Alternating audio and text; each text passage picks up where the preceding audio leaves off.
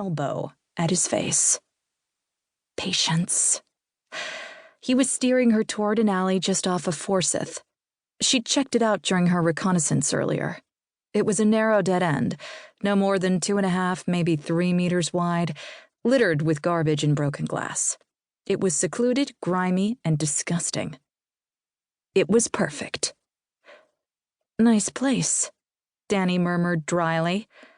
The hand on her hip tensed, and he whirled her around a split second later. Her back hit the pitted brick, and he loomed over her, a tiny smile on his lips. Only the best for you, darling. Oh, he was smooth. She had to grant him that, from one practiced honeypot to another. It was part of what made Captain Bianco a strategic target, after all. He had a knack for covert work, was adaptable and quick on his feet, and his instincts were top-notch. Still, as much as she admired his dedication to the fine art of seductive deception, it was getting late, and she had a job to do. Almost there. His smile only grew as Dani slowly wound one hand in front of his shirt, his lips curving as genuine amusement sparkled in his eyes. So, she asked the question she was supposed to ask. What's so funny? Oh, nothing. He practically purred. It's just, you have no idea you've been made, do you? Finally. Made? She tightened her hand in his shirt. He didn't answer, but he didn't have to. The near-silent shuffle of boots tickled Dani's ears, and she turned her head just far enough to see 4 shadowy figures file across the narrow mouth of the alley, effectively forming a human blockade. You brought your whole crew? She murmured. I'm flattered.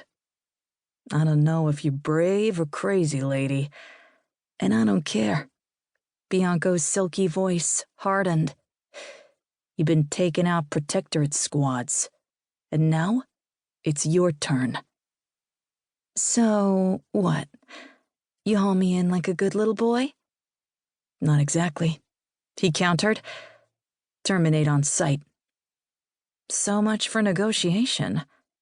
She watched as Captain Bianco drew his arm back, his fingers already curling into a wicked fist. Dani considered the situation. A few things were immediately obvious. First, they knew what she'd been up to. That she'd been targeting protectorate squads for elimination, but almost certainly not who she really was. If they had, Captain Bianco's orders would have been very, very different. A random murderous rebel who'd gotten lucky a few times while facing off against their men? The TechCorps no doubt considered that woman dangerous and expendable. But Daniela Volkova, former executive security operative turned legendary assassin, one of only 2 survivors of an experimental nerve rewiring procedure that had left her with superhuman speed and reflexes, not to mention impervious to pain. No way would they let her slip through their fingers. Not when they could haul her back to one of their labs and dissect her like a fucking frog. Second, the Golden Lions had turned the alley into an efficient kill box by deploying across the mouth of it like a firing squad, but they couldn't use it as one. They wouldn't risk their CO's life. No, they'd try to take her down via non-lethal means, then finish her off. Finally, third, she had to be at the top of her game. All of her previous targets had been varying degrees of oblivious or overconfident. The Golden Lions would be neither. She dodged Bianco's fist as it flew toward her face. It crashed onto the wall instead, shattering brick and bone.